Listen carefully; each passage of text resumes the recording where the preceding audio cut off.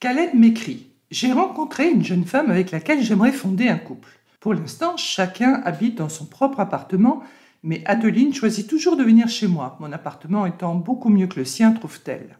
J'ai présenté Adeline à ma famille et à mes amis. Il n'en est pas de même pour elle qui semble garder notre relation secrète. Cette situation me blesse et je me demande parfois si elle n'a pas honte de moi. J'aimerais comprendre l'attitude d'Adeline et avoir quelques conseils pour gérer la situation au mieux. Khaled, vous semblez prêt à vous engager dans une relation de couple, mais qu'en est-il de Adeline qui ne manifeste aucune envie de vous faire rencontrer ses relations amicales et familiales? Khaled, vous n'avez pas donné d'indication sur vos âges respectifs ni sur votre situation professionnelle. Néanmoins, je vais vous donner des conseils généraux pour couvrir un champ large d'hypothèses dans lequel j'espère vous vous reconnaîtrez. Voici les hypothèses les plus probables. 1. Adeline se considère trop jeune pour être en couple. Vous présenter à sa famille serait peut-être mal perçu si elle est encore étudiante, par exemple. 2. Adeline ne désire pas avoir de relations sérieuses pour l'instant. Elle souhaite garder sa liberté sentimentale, dont vous n'êtes qu'un passant dans sa vie. Vous présenter à sa famille est pour elle une preuve d'engagement qu'elle n'est pas disposée à vous donner. 3. Adeline peut considérer que votre relation est trop récente. Elle pense alors qu'il n'y a pas urgence de connaître la famille et les amis de l'autre tant que la relation n'est pas établie et que le couple est encore à construire. 4. Adeline craint une réaction de rejet de ses proches. Vous n'avez peut-être pas le profil social ou économique ou culturel que souhaiteraient ses parents. Elle n'ose pas prendre le risque de subir les critiques de ses amis pour les mêmes raisons. 5. Adeline est exclusive et ne veut pas élargir le cercle de votre relation. Elle est possessive et veut vivre une relation à deux pour l'instant, jugeant que vous faire rencontrer ses proches ne revêt aucun caractère d'urgence. 6. Adeline n'est peut-être pas libre et déjà en couple. Elle peut dissimuler une autre vie, même si les raisons pour lesquelles elle ne souhaite pas que vous veniez chez elle semblent objectives. Dans ce cas, votre relation doit par définition rester secrète. Pourquoi Adeline est-elle effrayée par l'engagement? Tout d'abord, quel type d'engagement voulez-vous construire? Est-ce un mariage, un pax ou un concubinage, ou seulement une relation affective et sexuelle? Il existe plusieurs formes d'engagement. Il est souhaitable dans un couple d'être en phase sur le type d'engagement souhaité. S'engager soulève de nombreuses peurs, encore faut-il arriver à les surmonter. 1. La peur d'avoir mal est fréquente, en effet. Il arrive d'avoir à faire le constat que l'on s'est trompé. S'engager, c'est prendre le risque de se tromper et de se séparer, et donc d'être confronté à la douleur d'une rupture. Et si la personne sort d'un échec précédent, il est probable qu'elle n'ait pas envie à nouveau de se brûler les ailes. 2. La peur de montrer une image négative de soi, soit parce que le compagnon ou la compagne est d'un milieu social inférieur ou d'une conviction religieuse très différente, soit parce que le risque d'un échec exposera aux autres votre incapacité à construire une relation pérenne. Si l'entourage ignore la relation, la rupture passera inaperçue. C'est une stratégie qui peut s'expliquer s'il y a déjà eu des relations nouées qui n'ont pas fonctionné alors que la famille et les amis avaient rencontré ce partenaire, voire l'avaient apprécié.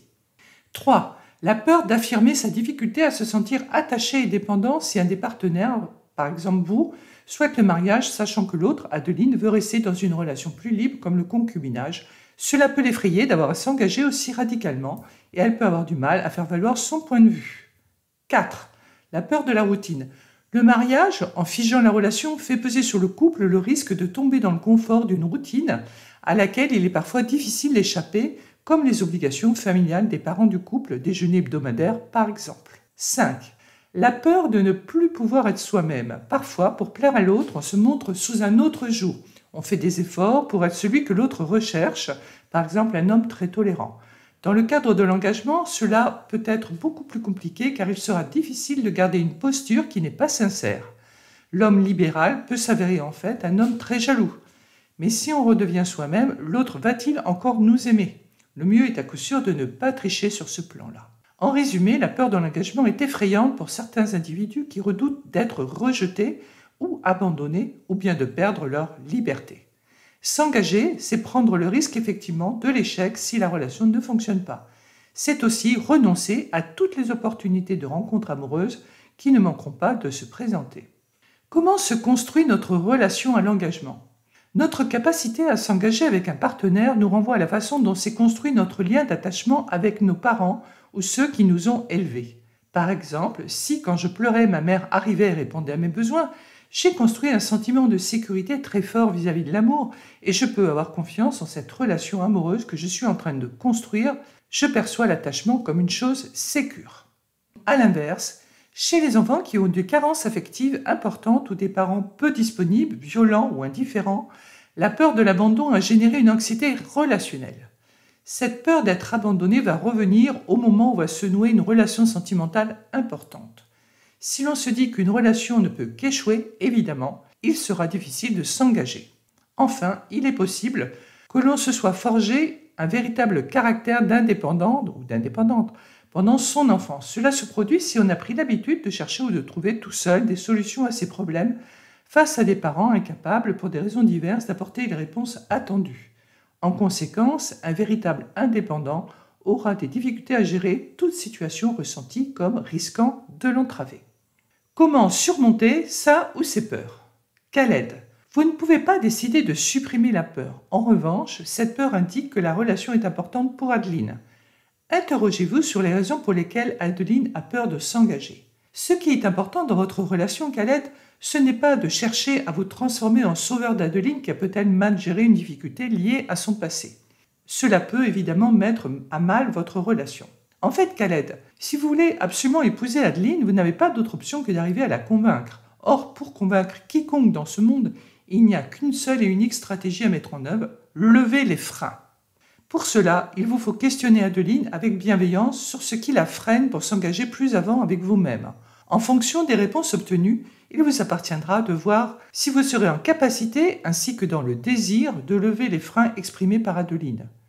Vous pouvez préalablement parler de vos besoins et de vos désirs. Cela l'encouragera à s'exprimer sur ses attentes, sur ses désirs et sur ses craintes. Parmi les freins que pourra exprimer Adeline, il se peut simplement qu'elle ait besoin de plus de temps pour être sûre de s'engager officiellement, en vous présentant à ceux qui comptent pour elle. N'oubliez pas que l'engagement comporte une part d'incertitude, une part de risque. Il est possible que cet aspect des choses soulève des peurs importantes chez Adeline en fonction de son vécu. Dans un couple, il est important de créer un climat favorable où tout peut se dire en s'écoutant mutuellement, dans le but principal de détecter et identifier les difficultés de l'autre.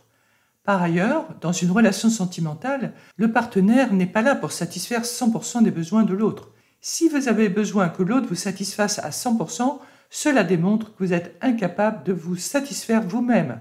Comment imaginer que l'autre, sauf si vous exigez qu'il soit votre esclave, puis pallier votre incapacité?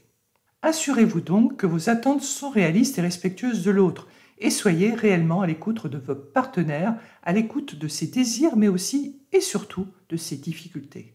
Khaled, essayez d'aider Adeline à vous faire entrer dans sa vie, à s'engager, puisque tel est votre désir. Étonnez-vous gentiment de ne pas rencontrer sa famille et ses amis. Trouvez le ou les raisons qui sont un frein pour Adeline. Comprenez ça ou ses peurs. Rassurez-la en lui disant que vous l'aimez, mais surtout élaborez en commun des réponses susceptibles de lever les freins qui empêchent Adeline de s'engager.